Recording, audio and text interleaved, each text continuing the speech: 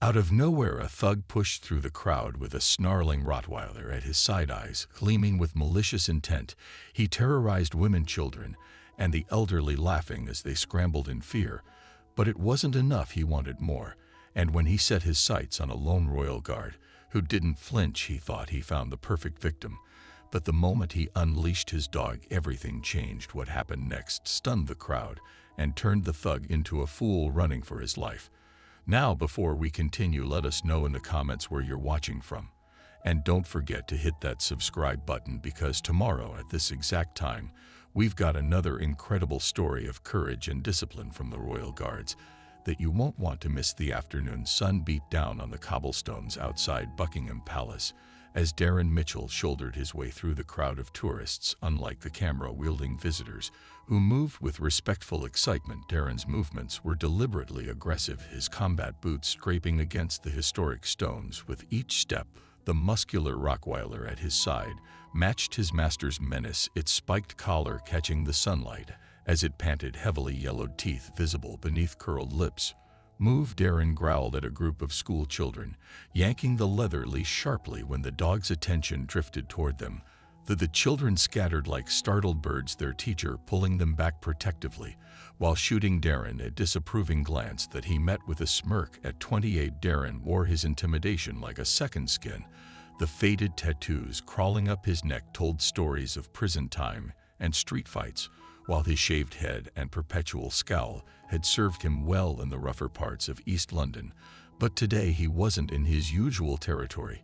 He was hunting for entertainment in the heart of British tradition. Bloody tourists, he muttered, deliberately bumping into an elderly man who was too slow to step aside. Coming to see the toy soldiers like they're something special. His gaze drifted across the palace grounds until it locked onto one such toy soldier, a royal guard standing at his post with perfect stillness, the embodiment of discipline and duty that Darren instinctively despised. The guard's scarlet tunic and bearskin cap stood in stark contrast to Darren's stained t-shirt and tattered jeans.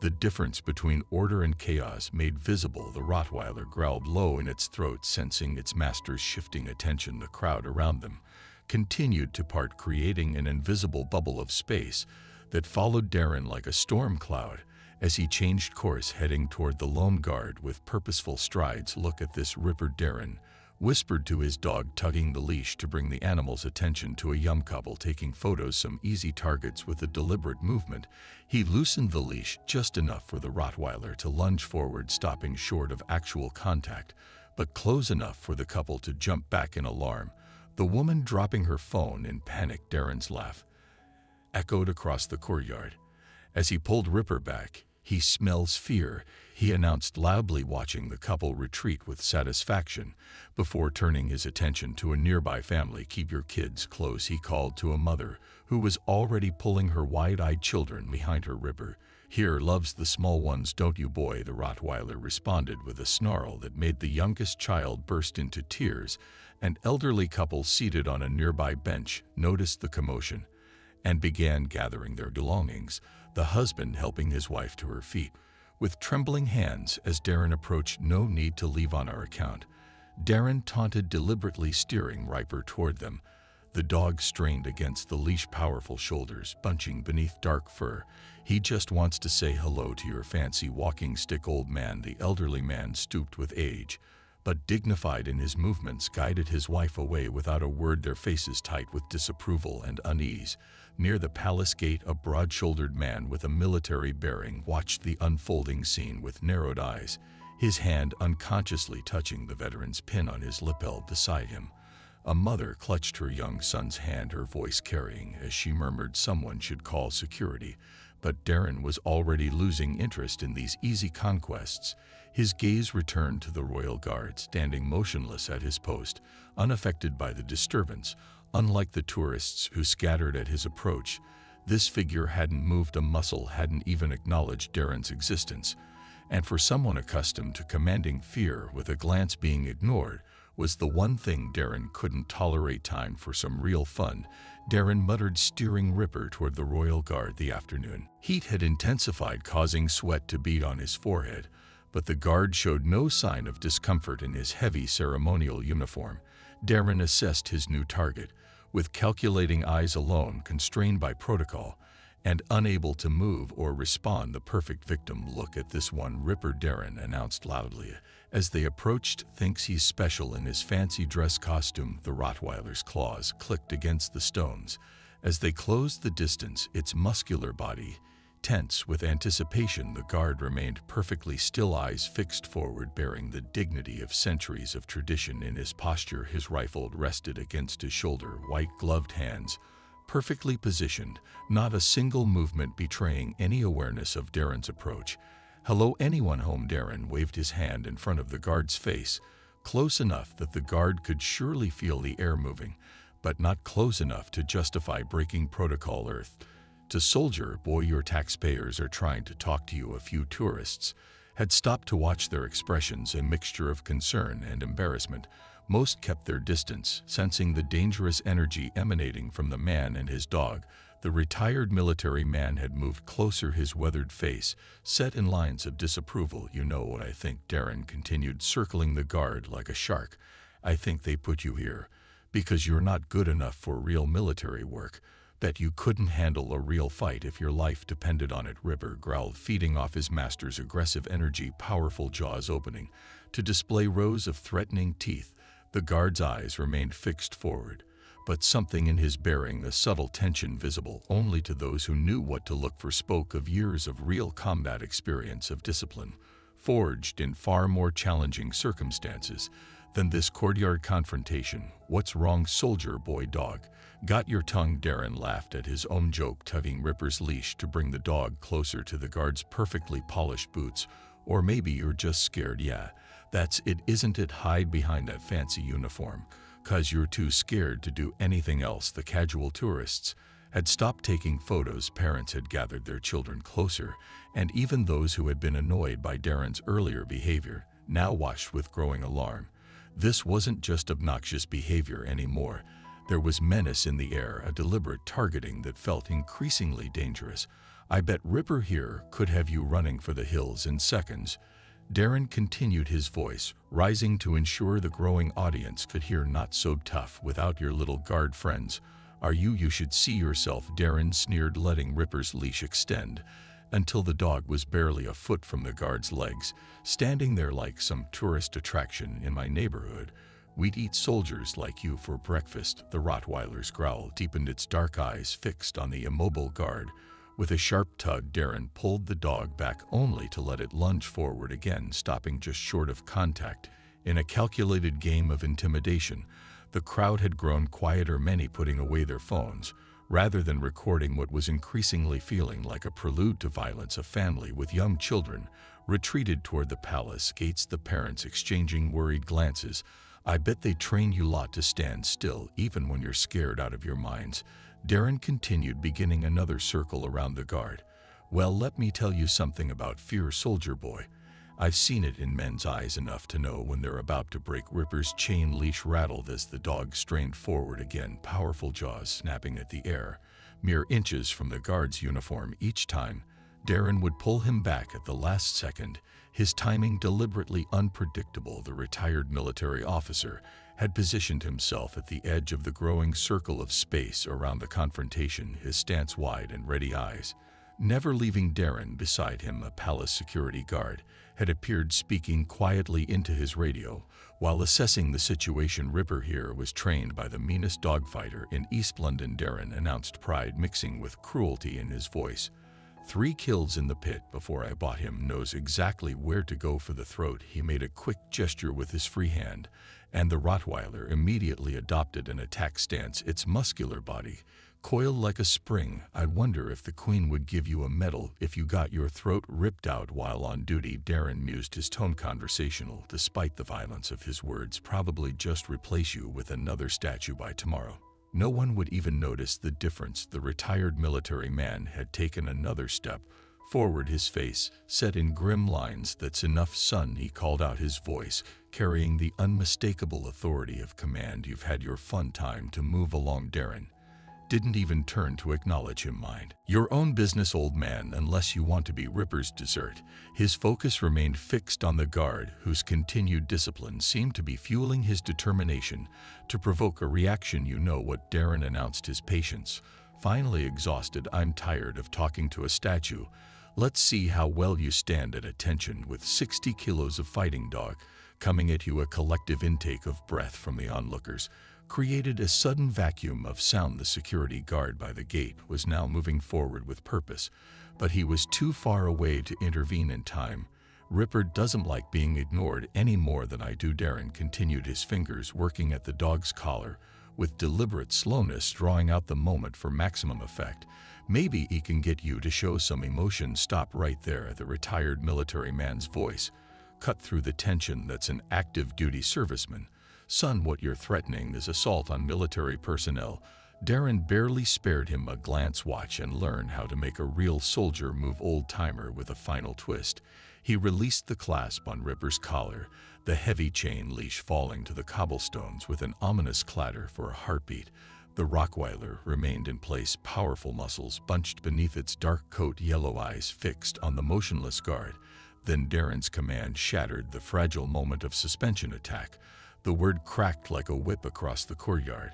Take him down. Ripper the dog lunged forward with explosive power, its massive body becoming a blur of muscle and focused aggression. Women screamed, men shouted warnings, and parents pulled their children behind them. The security guard broke into a run, knowing he would be too late. The royal guard hadn't moved an inch, his eyes still fixed forward in perfect discipline, despite the 60 kilograms of trained fighting dog hurtling toward him. In that moment, tourists fumbled for phones to record what many feared would be a bloody attack, while others turned away, unwilling to witness the imminent violence. 3 feet from impact, something extraordinary happened. Ripper's headlong charge faltered, his powerful stride broke rhythm. Pause, scrabbling against the cobblestones as he suddenly decelerated 2 feet from the guard. The Rottweiler's aggressive posture transformed. His ears, previously flattened against his skull in attack position, twitched forward, his snarling muzzle closed, the yellowed teeth disappearing behind black lips. 1 foot from the guard, Ripper stopped completely. The silence that followed was absolute, broken only by the distant calls of birds and the confused murmurs of tourists trying to understand what they were witnessing. Darren's face contorted with rage and disbelief. What the hell? Ripper attack. He slapped his thigh hard, the sharp sound echoing across the courtyard. I said attack, you stupid mutt. But the Rottweiler wasn't listening anymore. Instead, the powerful dog sank to its haunches before the guard, its aggressive stance melting away like ice in sunlight. Then, in a display that drew gasps from the watching crowd, Ripper lowered his head and belly to the ground in complete submission, a whine escaping his throat. No way. Someone in the crowd whispered. Did you see that? Darren's face flushed, deep red, humiliation and fury battling for dominance as his supposedly ferocious attack dog transformed into something resembling an obedient puppy before his target. Get up, you useless piece of. Darren started toward his dog, fists clenched, but froze when the Rottweiler did something even more surprising. The dog crawled forward on its belly, approaching the guard's polished boots with the submissive body language of a canine. Acknowledging an alpha, the guard remained perfectly still, his discipline unbroken despite the extraordinary scene unfolding at his feet. But something had changed in the air around him, a subtle shift in energy that even tourists with no military knowledge could sense. This wasn't just ceremonial presence anymore. This was natural authority, so powerful it could override years of brutal training in a fighting dog. Ripper. Darren's voice cracked with desperation. Get back here now. But his command fell on deaf ears. The dog had found a new master for the first time since taking his post hours earlier. The royal guard moved. The motion was so precise, so controlled, that it seemed more like a continuation of his discipline than a break from it. His white-gloved hand descended in a smooth arc, fingers extending toward the submissive Rottweiler. In a gesture that combined command with permission, stand, he said, his voice quiet but resonating with unmistakable authority. Ripper immediately rose to his feet, head held high, ears alert, every muscle responding to the guard's command with an obedience Darren had never achieved through fear or pain. The transformation was complete, from attack dog to disciplined canine awaiting the next command from his new alpha. Sit again. The voice was calm, measured the guard's eyes, still facing forward as protocol demanded. The Rottweiler's haunches hit the cobblestones with military precision, his position a perfect mirror of the guard's own disciplined stance. A murmur of amazement rippled through the crowd, phones raised again to capture this unexpected turn of events. "What the hell did you do to my dog?" Darren's voice cracked with a mixture of rage and disbelief. "You drugged him. Or something, didn't you?" The guard's hand returned to his rifle in one fluid motion, but his bearing had changed subtly. While still maintaining ceremonial posture, he had shifted to acknowledge the situation, a calculated break in protocol that signaled this was no longer a tourist interaction, but a security matter. "Your dog is trained," the guard replied, his voice carrying the quiet confidence of someone who knew exactly what he was talking about. "Poorly trained, but trained nonetheless. He recognizes real authority when he encounters it." Darren took a threatening step forward. "Who the hell do you think you are?" "Lance Corporal James Harrington, Royal Regiment of Fusers," the guard replied, his eyes finally meeting Darren's with a steadiness that made the thug falter mid-ep. 4 years with the military working dog unit in Afghanistan.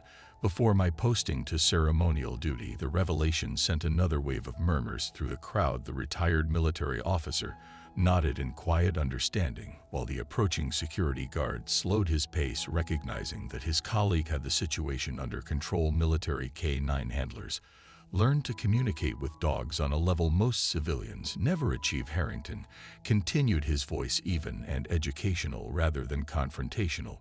"We don't need to use fear or pain. We establish trust and respect with a subtle hand signal that most observers missed." Harrington commanded Ripper to move to his side, which the dog did immediately, sitting at attention beside the guard's polished boot. "Your dog has been mistreated," Harrington observed, his eyes taking in the old scars visible beneath Ripper's coat, the worn places around his neck where the spiked collar had rubbed fur away.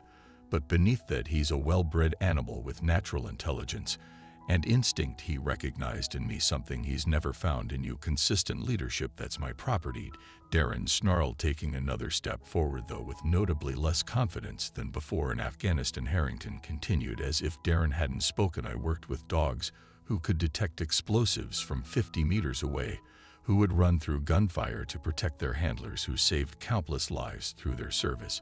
His hand dropped briefly to Ripper's head in a gesture that contained both affection and respect. "Dogs like yours, with proper training instead of abuse, the difference between intimidation and true authority," Harrington said, his voice taking on the tone of someone delivering an important lesson, "is that one works only through fear, while the other dems natural respect. Your dog has been waiting his entire life to find the latter." With another subtle gesture, Harrington commanded Ripper to lie down, which the Rottweiler did immediately, his powerful body relaxing for perhaps the first time in years, dark eyes fixed on his new alpha with complete trust. "This is what proper training looks like," Harrington explained, his ceremonial stance barely altered despite the extraordinary situation, "not breaking animal spirit, but channeling its natural instincts toward discipline and purpose, the same principles that allow me to stand at this post for hours without movement. Discipline, purpose, and dedication to something greater than myself." The retired military officer had moved closer now, nodding in approval at Harrington's words. "Well said, Corporal," he commented quietly, adding for Darren's benefit, "I served with the K9 units in Iraq. What you're witnessing is years of expertise, not some trick." Darren looked between them, his earlier bravado crumbling in the face of genuine authority and expertise. But like many men whose power relied solely on intimidation, the erosion of his control only fueled his anger. "I don't care about your bloody war stories," he spat, desperation edging his voice. "Give me back my dog before I take him back." "A dog isn't a possession," Harrington said, his voice remaining level despite Darren's growing aggression.